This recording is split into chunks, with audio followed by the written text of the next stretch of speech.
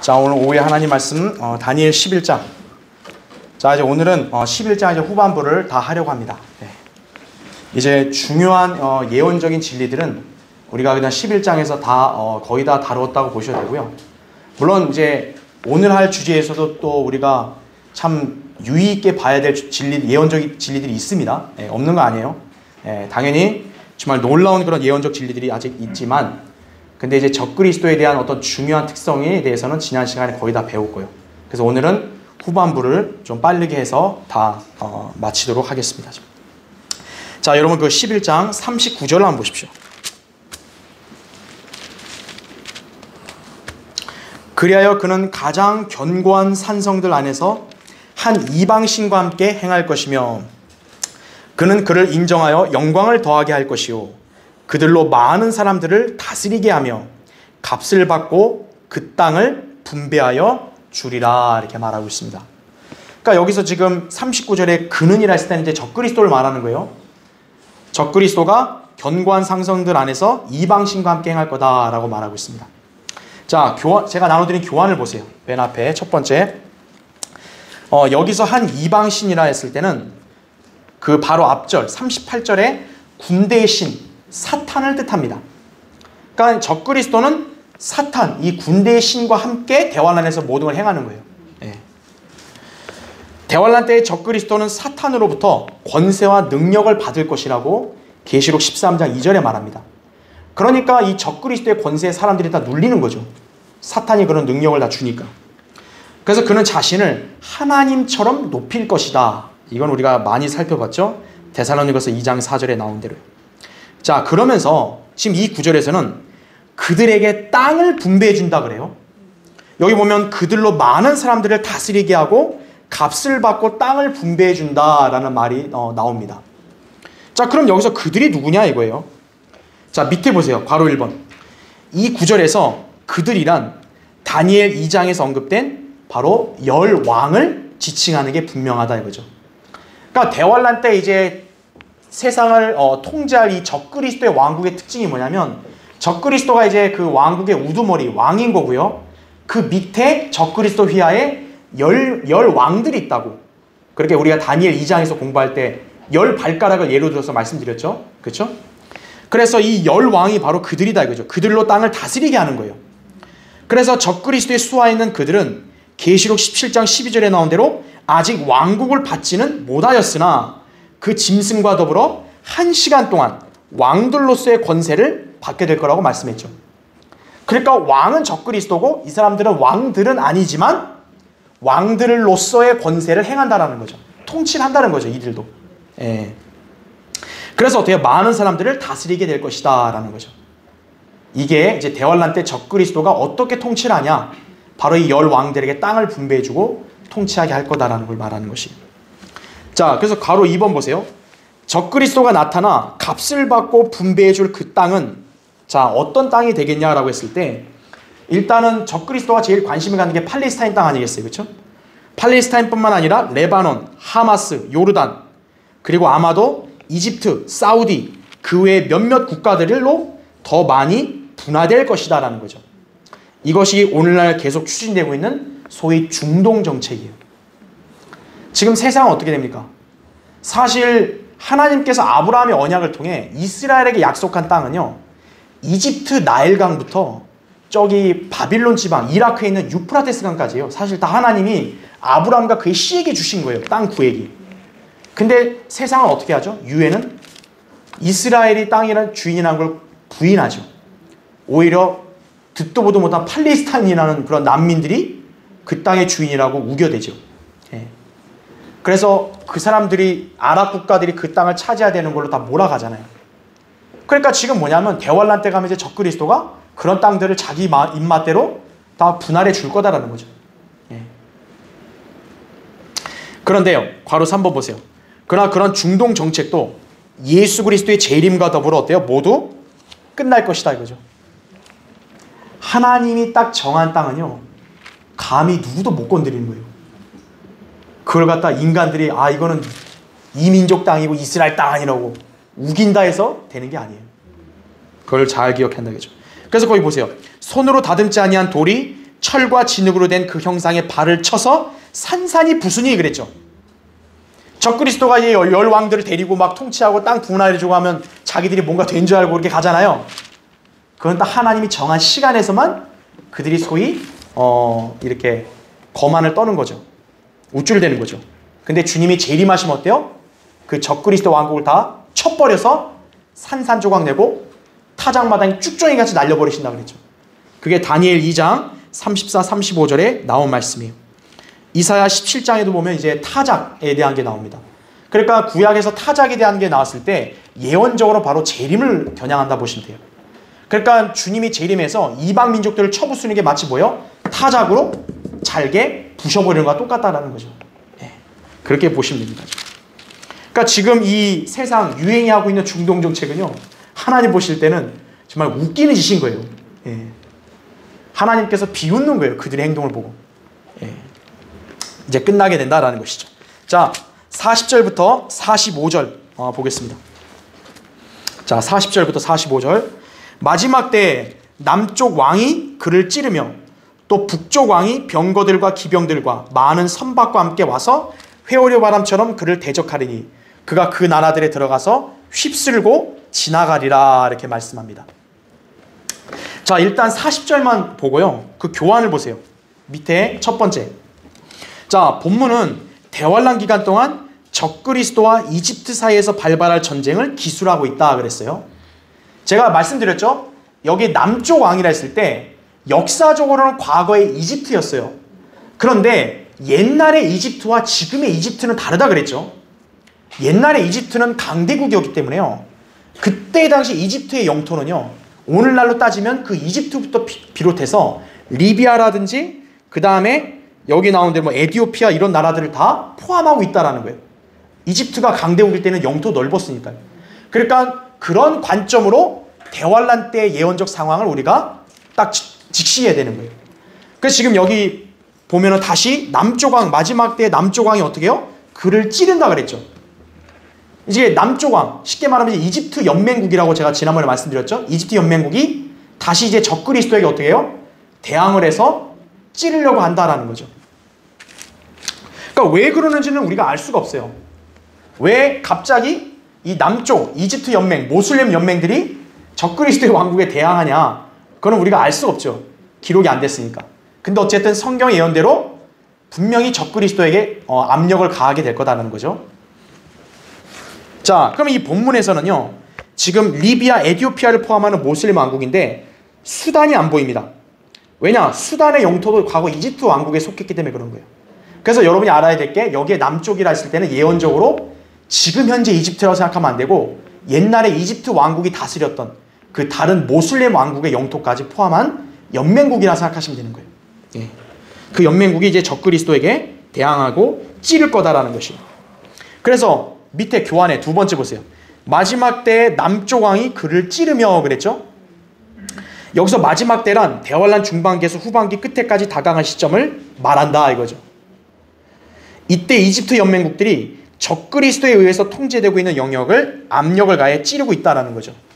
그러니까 쉽게 말하면 이 남쪽 왕, 이집트 연맹국이 모슬렘 연맹국이 지금 적그리스도에게 대항을 하고 있는 거예요. 그러면 대항을 할 때 어떻게 대항하냐 했더니 아까 우리 거기 11장 다시 보시면 40절 보면 마지막 때 남쪽 왕이 그를 찌르며 그 다음 또 뭐라 하죠? 또 북쪽 왕이 어떻게 해요? 병거들과 기병들과 많은 선박과 함께 와서 회오리 바람처럼 그를 대적하리니 이렇게 나오죠. 그러니까 북쪽 왕이 그 남쪽 왕이 쳐들어오니까 이렇게 대적을 한다는 거예요. 그러면 남쪽 이 이집트 연맹이 어떻게 북쪽 왕을 찌르냐? 현실적으로 두 가지 방안이 나오죠. 바로 뭐냐면 육로하고 해상이에요. 자, 다음 페이지 보세요. 다음 페이지에 메뉴의 괄호 1번. 자, 남쪽 왕이 바다를 통해서 통과해서 해안을 따라 레바논과 시리아를 공격하는 방법이 있다라는 거죠. 왜냐하면 방금 우리 40절 보니까 북쪽 왕이 어떻게 해요? 선박과 함께 온다 그럽니다. 선박. 선박이면 배잖아요. 배로 전쟁을 하는 거니까 해상이죠.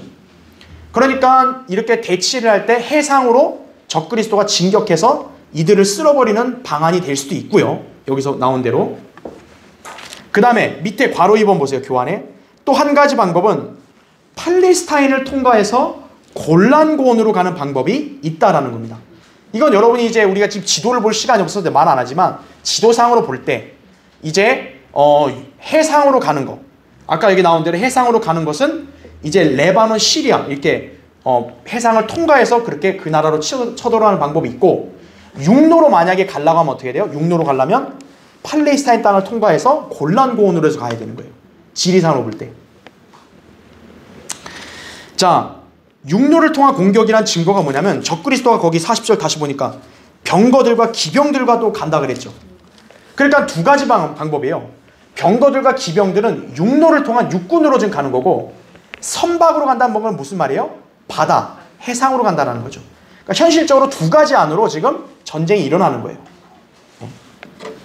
어쨌든 남쪽 왕이 북쪽 왕을 향하여 전쟁을 일으키지만 결국 여기 나온 대로 어때요? 적그리스도가 회오리 바람처럼 대적하여 그 나라들에 들어가서 휩쓸고 지나가라는 말씀대로 이루어질 것이다라는 거죠. 결국 연맹들이 그렇게 치고 오는데 적그리스도가 어때요? 오히려 회오리 바람처럼 탁 오히려 더 기습으로 치고 가서 다 쓸어버린다라는 거죠. 자, 그런 다음에 41절 보세요. 이제 다시 41절. 자, 그래서 이제 적그리스도가 이 남쪽 연맹에 대해서 그렇게 두 가지 현실 방안으로 치고 난 다음에 어떻게 하냐? 41절 보세요. 그가 또한 영광스러운 땅에 들어갈 것이요 많은 나라들이 어떻게 돼요? 무너질 것이라 이렇게 나오죠. 자, 하나님께서 이 적그리스도와 이집트 연맹 사이의 그런 전쟁의 경로를 말씀을 자꾸 하시는 게 왜 그러냐면 결국에는 어느 땅이 피해를 보는 거예요? 이스라엘 땅인 거예요. 육로든 해상이든 어쨌든 남쪽과 북쪽이 전쟁을 하게 되면 누구든 다 팔레스타인 땅을 지나가야 되는 거예요, 전부. 예. 그러니까 이 부분이 이제 영광스러운 땅에 들어간다 했을 때는 이제 팔레스타인 땅을 말하는 거겠죠. 이스라엘 팔레스타인 땅. 그리고 많은 나라들이 무너질 것이라라고 이렇게 말합니다. 그러니까 이제 적그리스도가 영광스러운 땅, 팔레스타인 땅을 통과해서 육로로 돌아올 것이다라는 거죠. 그래서 이제 적그리스도가 다시 육로로 돌아오게 되면 많은 나라들이 어떻게 돼요? 완전히 전복되는 거죠. 적그리스도에게 완전히 굴복되고 흡수되는 거죠. 그런데 이상한 일이 있어요. 거기 41절 계속 보세요. 42절 보세요. 41절. 그는 또한 영광스러운 땅에 들어갈 것이요 많은 나라들이 무너질 것이라. 그러나 보세요. 이들 곧 에돔과 모압 그리고 암몬 자손의 우두머리는 그의 손에서 어떻게 돼요? 피하리라 해보죠. 지금 적그리스도가 치고 들어가면서 많은 나라들이 전복되는데 이상하게도 에돔, 모압, 암몬 어때요? 적그리스도의 수중에서 피한다라는 거예요. 즉 적그리스도의 수중에서 안전하다는 거예요. 이 나라들이. 자, 왜 그런지 한번 볼게요. 교환해 보세요. 세 번째 밑에 괄호 1번 보세요. 에돔과 모압과 암몬 이 세 나라들의 위치를 보니까 요단강 기준으로 다 어디에 있냐면 동편에 위치해 있어요. 그러니까 여러분이 이스라엘 땅을 이렇게 딱 보면요, 요단강이 이렇게 있단 말이에요. 그럼 지금 아까 적그리스도의 통로를 보면 이 요단강이 다 서쪽에 해당돼요, 전부 다. 그런데 지금 에돔, 모압, 암몬은 다 이스라엘 영토를 기준으로 봤을 때 다 어디냐면 요단강 동편이에요, 전부. 그러니까 적그리스도가 치고 갈 때는 다 서편으로 치고 가니까 이 동편에 있는 나라들은 어떻다는 거예요? 상대적으로 지금 안전하다고 말하는 거죠, 지금. 예. 서편이 완전히 지금 초토화되는 거죠. 그래서 이 세 나라들은 적그리스도가 어떻게 하냐, 거기를 전복시키고 가는 게 아니라 그냥 통과해 간다라는 거예요. 그래서 이 에돔, 모압, 암몬의 우두머리들은 어때요? 적그리스도의 손에서 피하게 된다라고 말하고 있는 거죠. 자, 그러면 밑에 보세요. 괄호 2번. 자, 그러면 여러분이 볼 때 이 에돔, 모압, 이 암몬 이 지역이 오늘날 현대식으로 보면 어느 나라냐면 트랜스요르단이에요. 이 이스라엘 영토 보면 요단강 동편 지역이 지금 트랜스요르단 지역이거든요. 그러니까 대환란 때는요, 그 지역에 어쩌쪽에 있는 사람들 어때요? 적그리스도로부터 안전한 거예요, 거기는. 자, 그러면 왜 그게 가능하냐 보세요. 밑에 괄호 2번. 대환란 때 누군가가 이 세 지역, 곧 에돔과 암몬과 모압의 피신에 있으면 무사할 가능성이 높다고 볼 수 있다는 거죠. 왜 그럴까요? 우리가 다른 데는 몰라도 에돔이 안전하다는 건 알아요. 여러분, 에돔이 왜 안전할까요? 바로 그 에돔 지역에 뭐가 있냐? 셀라 페트라. 남은 유대인 남은 자들 있죠? 그 남은 자들이 적그리스도의 박해로부터 피하죠. 그럼 하나님이 그들을 부양하신다 그랬죠. 바로 그들이 부양받을 광야, 그 지역이 페트라, 셀라 페트라 지역, 에돔 지역에 있는 거예요. 그러니까 하나님께서는 적그리스도의 낯에서 그들을 보호하셔야 될 거 아니에요. 그러니까 다른 데는 몰라도 에돔 지역은 어때요? 안전하다는 걸 우리가 알 수 있는 것이에요. 자, 그래서 거기 교환의 계속 보세요. 아까 괄호 2번의 두 번째 줄 보세요. 이는 대환란 때 유대인들이 큰 독수리의 두 날개를 받아 광야에 있는 자기 처소로 날아가서 그랬죠. 광야로 가는 거예요. 그 광야 바로 바위 성읍이에요. 그 셀라 페트라 있는 지역, 거기가 에돔 지역이라는 거죠. 그곳에서 그 뱀의 낯을 피하여 한 때와 두 때와 반 때를 부양받게 될 곳이다라는 거죠. 여기가 바로 사해바다 남쪽에 있는 에돔 땅의 페트라 지역이에요. 그래서 이 에돔 땅에 유대인이 아니어도 어쩌다가 거기 그냥 가 있으면 어때요? 그 사람 안전한 거예요. 네. 자, 그래서 바로 3번. 다시 말해 이 세 지역은 셀라 페트라가 위치해 있는 곳이다 이거죠. 그러니까 우리가 다른 데 몰라도 에돔 지역은 정확히 아는 거예요.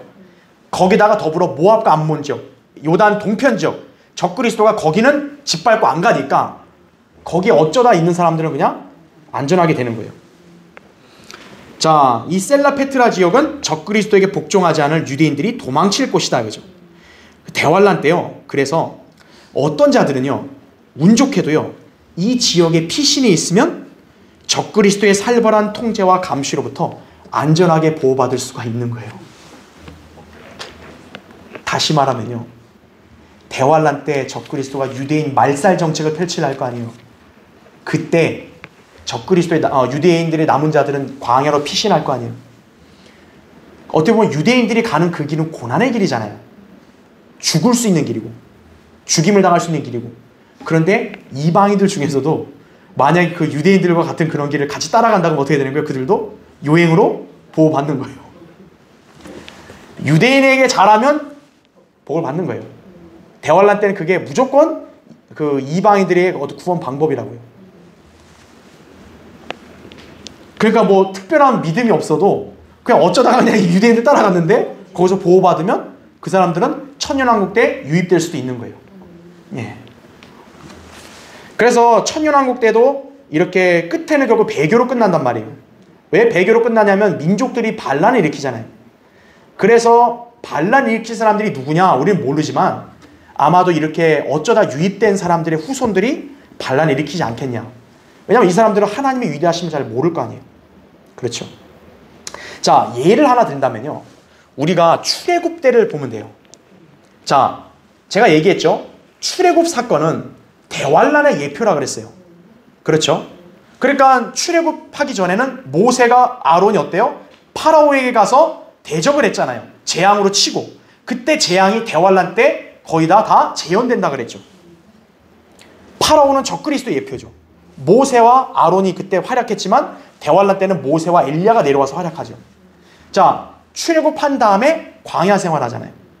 그렇죠. 광야 생활도 대환란의 예표예요.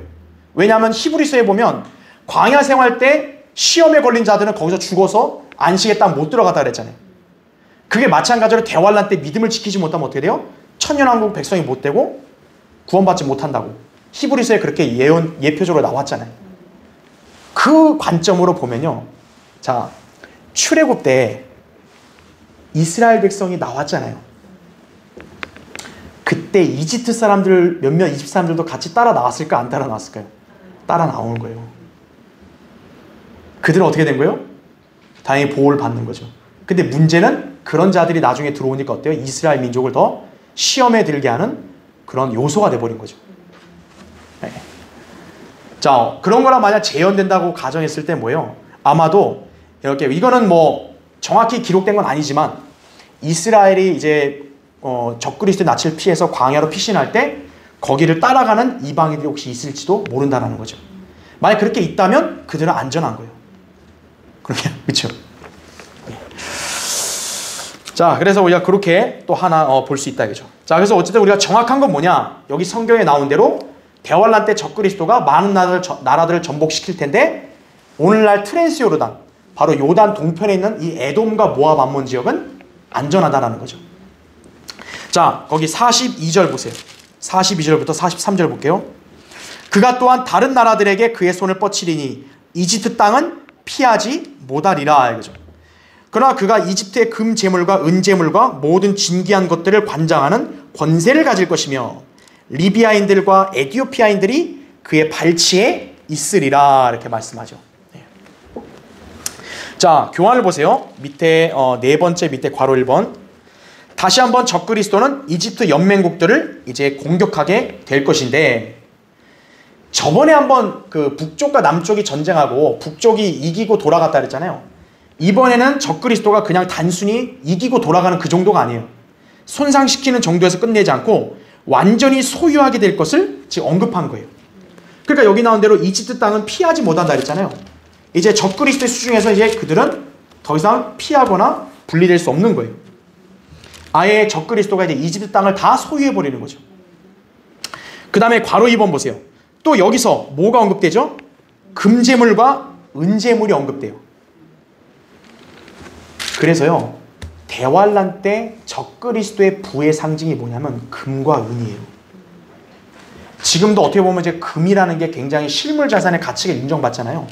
대환란 때는 이제 적그리스도가 금을 가장 높은 그런 가치로 매겨서 부를 축적할 것이라고요. 지금 현재 종이 지폐잖아요, 우리는. 그렇죠? 근데 그건 아무짝에 쓸모없어요. 적그리스도의 표가 나오면 종이 지폐는 전혀 쓸모없는 거예요. 디지털 화폐, 단일 화폐, 가상화폐 관계없어요. 적그리스도는 금과 은으로 자신의 부를 축적할 것이다 이거죠. 적그리스도는 재물에 관심을 가진 자이기 때문에 그런 모든 것들을 관장하는 권세를 가지려고 할 것이다 이거죠. 그러니까 여기 나온 대로 왜 이 자가 금재물과 은재물을까지 가지려 하겠어요? 이 적그리스도는 돈이 밝히는 자거든요. 그러니까 이 재물을 축적해야 된다 이거예요. 그래서 소위 이제 권세를 지려고 하는 사람들은 항상 이렇게 돈을 많이 축적하려고 하는 거예요. 그래서 돈 많은 사람하고도 자꾸 권세자들이 손을 잡는 이유가 그거예요. 예. 자, 그래서 이건 뭐 크게 어려운 게 없습니다. 그렇죠? 특히나 제가 지난주에 강의했죠. 금재물과 은재물, 보석들을 많이 갖는 게 부를 축적하는 것도 있지만 그 부에다가 플러스 뭐예요? 우상을 숭배하는 데도 그걸 만든다는 거죠. 예. 바로 그걸 우리가 알 수 있는 겁니다. 자, 그 다음에 44절 보세요. 44절. 자, 이제 적그리스도가 이제 나라들도 전복시키고 금은 재물도 축적하고 권세를 갖고 다 에디오피아, 리비아가 발치에 있다 그러죠? 적그리스도가 굉장히 높아 보이죠? 그런데 44절 보세요. 그러나 동쪽과 북쪽에서 오는 소식이 그를 번민케 하므로 그가 큰 분노로 나가서 멸할 것이며 많은 사람은 어때요? 완전히 없애리라 이럽니다. 뭔가 아무 이상 없을 것 같아요. 적그리스도가 굉장히 번성하고 잘 될 것 같은데 지금 그자가 번민에 빠져요. 왜 그러냐 했더니 동쪽과 북쪽에서 오는 소식 때문에 번민에 빠진대요. 자, 그러면 이게 무슨 말이냐? 이 구절은요, 아마겟돈 전쟁을 언급하는 거예요. 자, 밑에 괄호 1번 보세요. 동쪽에서 오는 소식은 뭐냐 이거죠. 이 동쪽이란 말 했을 때는 동방의 왕들에 관한 것을 말해요. 유프라테스 마른 강바닥을 통과해서 아마겟돈으로 향하는 것을 말한다라는 거죠. 자, 계시록 16장 한번 볼까요? 여러분 잠깐 껴놓으시고 계시록 16장 한번 보세요.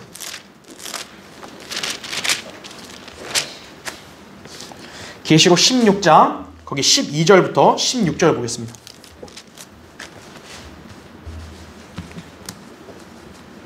계시록 16장 12절부터 보시면 여섯째 천사가 자기 호리병을 큰 강 유프라테스에 쏟으니 강물이 말라버려서 동방의 왕들의 길이 어떻게 돼요? 예비되더라 이렇게 말씀이 나오죠.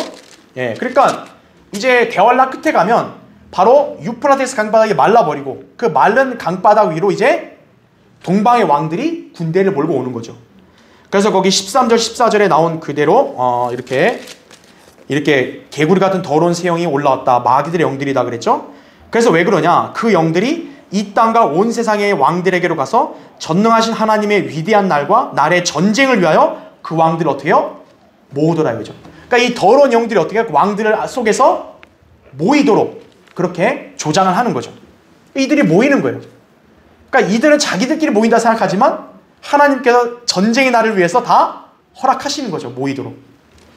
그 다음에 16절 보세요. 밑에 16절. 그가 그들을 히브리어로 아마겟돈이라고 하는 곳으로 어떻게 그들을 다 모으더라 이거죠. 이제 적그리스도가 이제 동방의 왕들이 모여서 하는 이 소식을 이제 접하게 된다라는 거죠. 그렇죠? 그런데 더 중요한 게 있어요. 그 다음 페이지 보세요.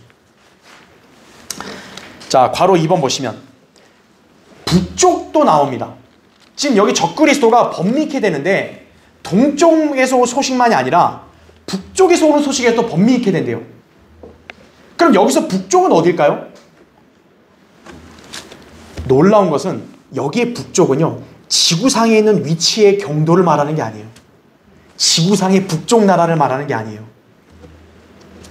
여기서 북쪽은 뭐냐? 우주의 진북방향을 가리키는 거예요. 다시 말하면 하나님의 보좌가 있는 셋째 하늘을 말하는 거예요. 그러니까 동쪽은 아마겟돈 전쟁이 하는 소식이고 북쪽은 뭐예요? 우리가 지구의 북쪽이 아니라 셋째 하늘을 말하는 거예요. 우주의 진북방향을 가리킨다라는 거죠. 자, 제가 교환에 그걸 표시해놨죠?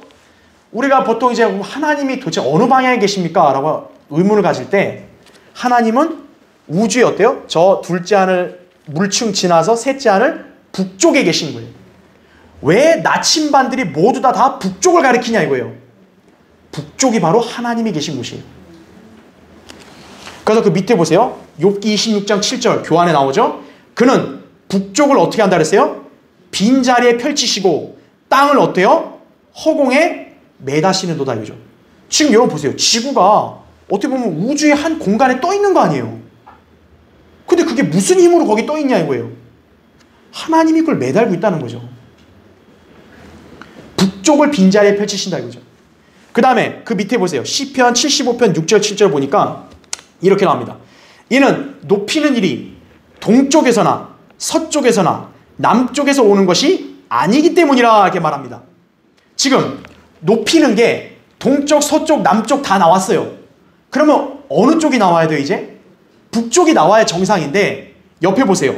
갑자기 뭐가 나옵니까? 북쪽 말고 하나님께서 재판장이시니란 말이 나와요. 갑자기. 동쪽, 서쪽, 남쪽 다 얘기했으면 북쪽을 얘기해야 되는데 북쪽 대신에 누굴 얘기해요? 하나님을 언급합니다.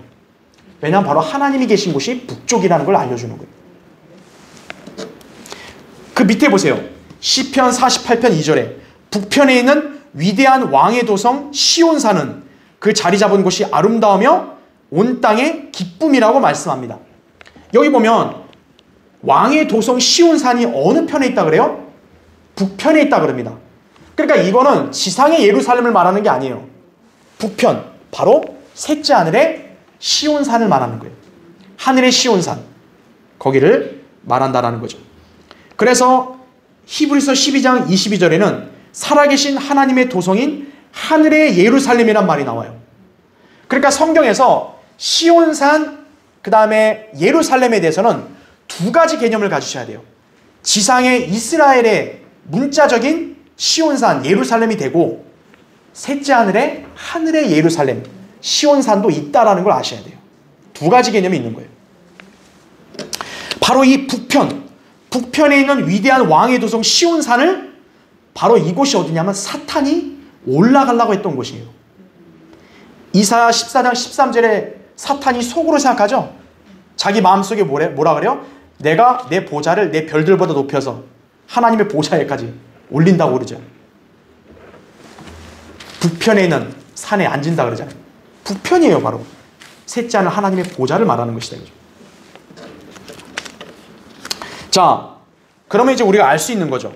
결론적으로 뭐냐면 적그리스도가 이 소식으로 범미케 된다 했을 때는 동쪽은 동방의 왕들, 이제 이 동방의 왕들이 오는 아마겟돈에 대한 소식으로 범미케 되는 거고, 북쪽은 뭐냐면 하나님이 계신 셋째 하늘, 이 셋째 하늘의 움직임에 관한 소식을 적그리스도가 접했다라는 거예요. 그러니까 그 소식을 딱 접하니까 적그리스도가 지금 범민에 빠진 거예요. 자, 그럼 여러분이 한번 생각해 볼 수 있겠죠. 아니, 적그리스도가 거기 괄호 3번 보세요. 북쪽 셋째 하늘로부터 무엇인가 움직여지는 소식을 듣자 번민케 됐다라는 거죠. 그러면 자, 질문. 북쪽에서 오는 소식이 어떻게 적그리스도를 번민케 할 수 있냐고요. 적그리스도가 북쪽의 소식을 어떻게 알죠? 이건 여러분이 현실적으로 생각해 보세요. 거기 밑에 동그라미 1번 보세요. 현실적인 측면에서 본다면 대환란 때 적그리스도는 컴퓨터, 인공위성을 위시한 온갖 기술과 장비 등을 다 어떻게 해요? 장악할 것이다 이거죠. 제가 지난번에 얘기했죠. 적그리스도가 북쪽이 남쪽 나라를 이길 수 있었던 원인이 바로 예보를 했다는 거죠. 예보라는 게 바로 오늘날 얘기한 컴퓨터 시뮬레이션, 이런 장비로 다 예측을 해놓으니까 이기게 됐다고 말씀드렸잖아요. 여기도 마찬가지예요. 적그리스도가 이제 컴퓨터, 인공위성, 모든 그런 센서 장비들을 다 동원해서 모든 소식을 다 감지한다라는 거죠. 지금 인공위성의 기술이 얼마나 발달됐냐면요, 여기 지구에 뭐 개미들 움직이는 것까지 다 보인대요. 그래서 인공위성으로 보면은 지구의 저기 어디까지도 다 보이는 거예요, 전부 다. 자, 대환란 때 적그리스도가 이런 센서라든지 온갖 장비들을 어때요? 다 동원을 해서 정보를 수집한다는 거죠. 그렇게 정보를 수집해 보니까 어때요? 저 북쪽의 셋째 하늘에 움직임이 감지가 되는 거예요. 그것 때문에 이제 적그리스도가 번민에 빠진다는 거죠. 여기서. 예. 현재 위성 장비 기술 등의 감지 능력이 탁월하기 때문에 그런 걸로 뭔가 셋째 하늘의 움직임이 예사롭지 않다는 걸 지금 그 소식을 접하는 거예요, 적그리스도가. 그러니까 번민에 빠지는 거죠. 그 밑에 보세요. 자, 2번. 그러면 그 소식의 내용이 주로 뭐라고 볼 수 있냐? 그가 수집한 여러 정보들 중에 한 소식에는 하늘이 열리는 것을 감지할 수 있겠죠. 인공위성이 발달되는데 어때요? 저 셋째 하늘이 열리는 거예요. 하늘이 열리면 이제 내려오는 거 아니에요. 그거를 볼 수 있고, 또 빛의 속도보다도 더 빠른 속도로 지구를 향해서 내려오는 움직임을 어떻게 해요? 간파할 것이다 라는 거죠. 자, 계시록 한번 보세요, 여러분. 계시록 19장. 계시록 19장 거기 11절 한번 보십시오.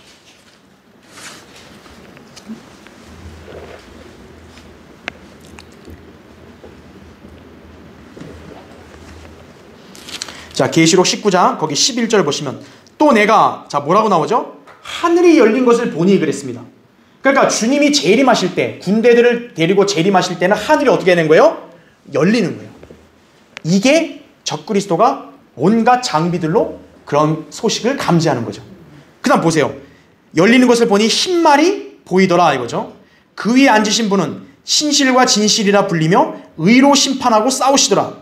그의 눈은 불꽃 같고 머리에는 많은 왕관이 있고 또 한 이름이 기록되어 있는데 그 자신 외에는 아무도 모르며 피에 적신 옷을 입었는데 그의 이름은 하나님의 말씀이라고 불리더라 이거죠.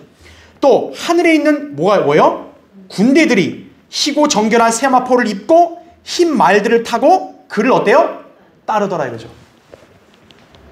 이제 딱 주님이 재림하실 때 어떻게 된 거예요?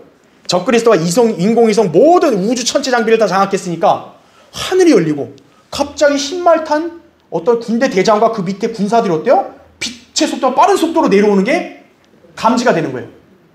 그 소식이 이제 적그리스도를 번민케 한다라는 거죠. 예. 그래서 북쪽으로부터 오는 소식이 그를 번민케 한다는 거죠. 셋째 하늘에 주님이 그분의 군대를 데리고 내려오시는 그거를 감지하는 거예요. 하늘이 열리는 거를 볼 수 있는 거죠. 네. 별들의 전쟁이 이제 곧 시작되는 건데 이제 그게 감지가 되는 거예요. 자, 그래서 아까 우리 다니엘 다시 11장 보시면요. 11장 44절 다시 보세요. 다니엘 11장 44절에 그러나 동쪽과 북쪽에서 오는 소식이 그를 번민케 하므로 그가는 적그리스도죠. 큰 분노로 나가서 멸할 것이며 많은 사람을 완전히 없애리라 라는 말이 나옵니다. 즉 적그리스도가 이제 분노를 갖고 멸한다라는 거죠. 바로 이게 뭐냐면 거기에 괄호 4번 보세요. 적그리스도가 분노를 품고 멸하려고 하는 대상은 바로 흰말 타고 내려오시는 예수 그리스도와 그분을 따르는 군대인 성도들이다라는 거죠. 그러니까 적그리스도가 이제 그런 소식이 번민케 하니까 자기가 나가서 대적해서 예수 그리스도와 성도들을 멸하려고 애쓸 것이다라는 거죠. 네. 그러니까 쉽게 말하면 분수도 모르고 싸우려고 하는 거죠. 그렇죠? 네.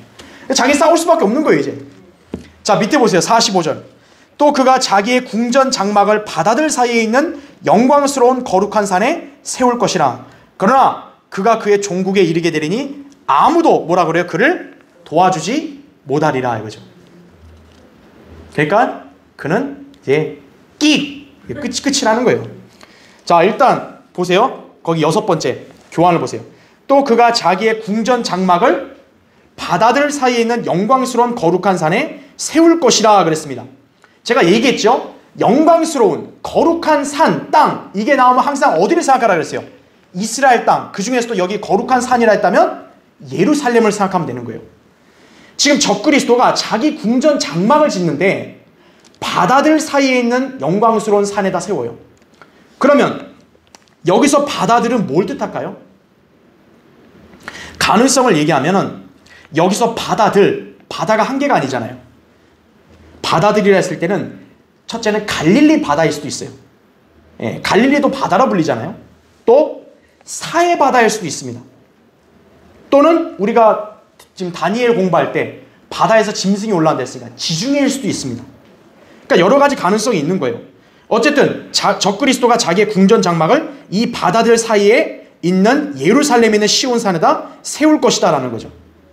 자, 그럼 그렇게 본다면 이 마지막 때 이제 적그리스도가 자기 궁전 장막을 그렇게 짓고 이제 아까 우리 봤던 대로 분노를 갖고 싸운다 그랬잖아요.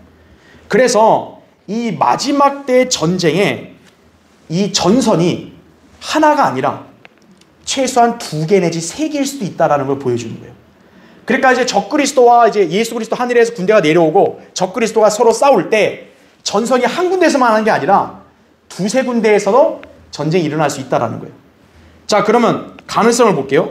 밑에 괄호 1번. 이스라엘의 북쪽에 있는 어디예요? 아마겟돈이 전선이 일단 될 수 있다 이거죠. 북쪽에. 그렇죠?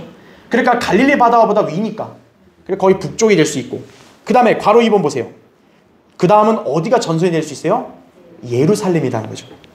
거기 스가랴 14장 1절 2절 보면 나오죠. 보라, 주의 날이 오나니 내 약탈물이 내 가운데서 나뉘리라. 여러분, 주의 날이 뭐라 그랬어요? 주님이 재림해서 전쟁을 치른 날이라 했죠. 근데 계속 보세요. 내가 모든 민족들을 모아서 뭐라고 나오죠? 예루살렘을 대적하여 싸우게 하리라 이거예요. 주님이 모든 민족들을 모아서 싸우는데 어디로 모으기서 싸우게 한다는 거예요? 예루살렘이란 말을 해요. 그러니까 아마겟돈이 전선이 되고 또 예루살렘도 전선이 될 수가 있다라는 거죠. 가능성이. 그러면 이 말씀이 다 맞아떨어지는 거죠. 그렇죠? 그 다음에 괄호 3번. 또 하나는 어디가 될 수도 있을까요? 에돔 땅에 있는 셀라 페트라 지역이 될 수 있을 거예요. 우리 사해 바다가 그 에돔, 그 밑에가 에돔 아니에요. 왜 그러냐면 우리 예전에 주님이 재림하셨을 때 경로 배운 적 있죠. 왕의 대로 할 때 주님이 어디를 거쳐가세요? 에돔 땅 보스라를 거쳐가신다 했잖아요. 그래서 이 에돔 지역, 그리고 또 에돔 지역에 셀라페트라는 어느 민족이 있는 거예요. 유대인들이 여기 보호받고 있는 곳 아니에요.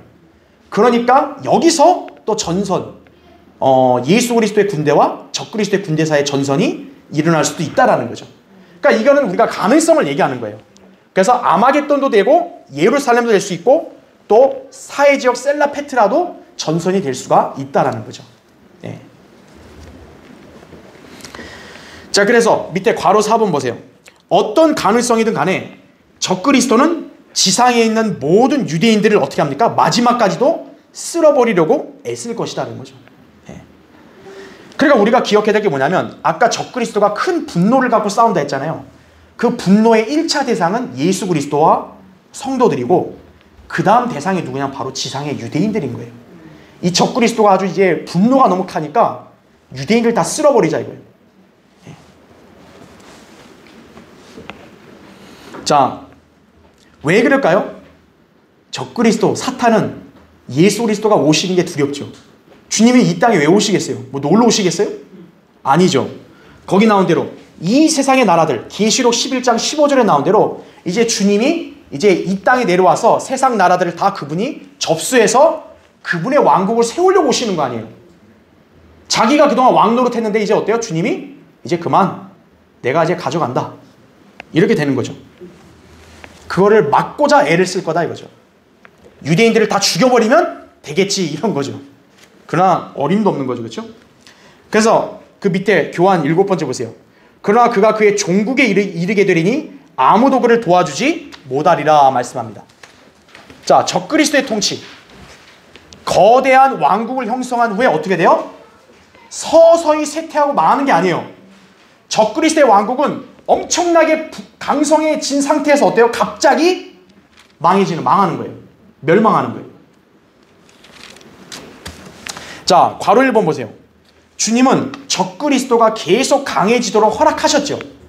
하나님의 허락하심이 있으니까 적그리스도가 대환란 때 권세를 갖고 통치한 거 아니에요. 그런데 그 강도가 어느 정도냐면요, 사람들이 볼 때 이거는 도저히 망할 수가 없다라고 생각할 정도로 적그리스도의 왕국이 강해지는 거예요.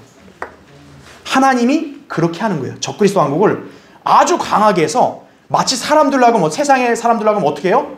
이 나라는, 이 왕국은 도저히 안 무너진다. 이건 영원히 간다. 이렇게 생각하게 할 정도까지 강성하게 한다는 거죠. 그렇게 하다가 어떻게 되는 거예요? 한 번에 주님이 바로 멸망시켜버리는 거예요. 자, 거기 보세요. 교환에 괄호 1번의 두 번째 줄 보면 계시록 13장 4절에 이렇게 나온 거예요. 누가 그 짐승과 같으며 누가 감히 그와 더불어 뭐라 그래요? 이게 세상에 있는 민족들이 하는 말인 거예요. 누가 감히 적그리스도에게 감히 싸워? 누가 감히 저 왕국이 무너질 거라 생각해? 저거는 하나님이 와도 못 부셔. 영원히 갈 거야. 그렇게까지 하게 할 정도로 강하게 만든다는 거죠. 그 다음에 어떻게 하는 거야? 주님이 바로 즉각 부셔버리는 거예요. 자, 성경에서는 멸망이 서서히 온다는 말 안 했어요. 멸망하면서 언제 와요? 갑작스럽게 옵니다. 데살로니가서 5장 3절에도 뭐라고 나와요? 그들이 평안하다, 안전하다고 말할 때 아이벤 여인에게 진통이 오듯 뭐라 해요? 갑작스러운 멸망이 이 말이니 결코 뭐라 합니까? 피하지 못하리라 하죠.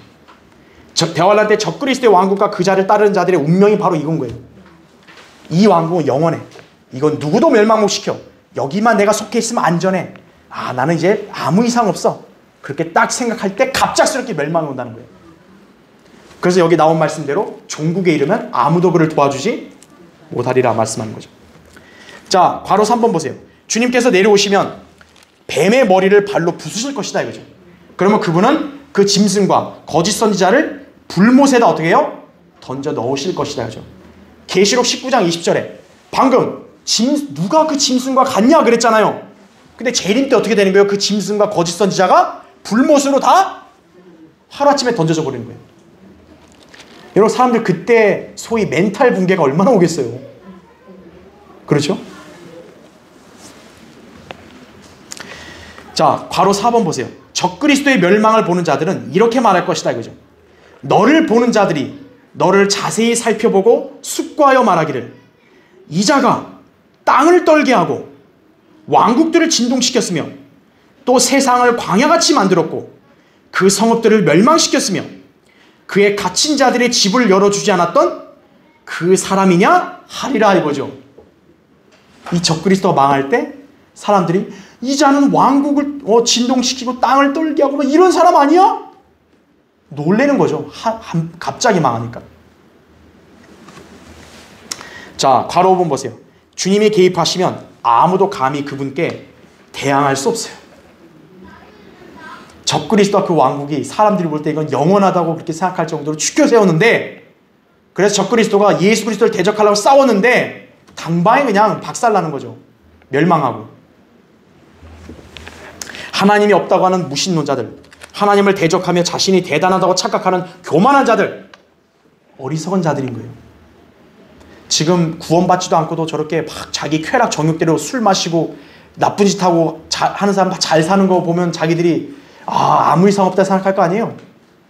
하나님이 본보기로 세우는 거예요. 그래, 너 평안하다. 너는 안전한 거야. 다 가다가 이제 마지막 어떻게 돼요? 종국에 다 그냥 멸망하는 거예요. 하나님을 대적하는 죄인들이요. 그런 사람들도 하나님께서 무슨 조금 힘들게 하고 서서히 그거 아니에요. 한 번에 망하게 하시는 거예요.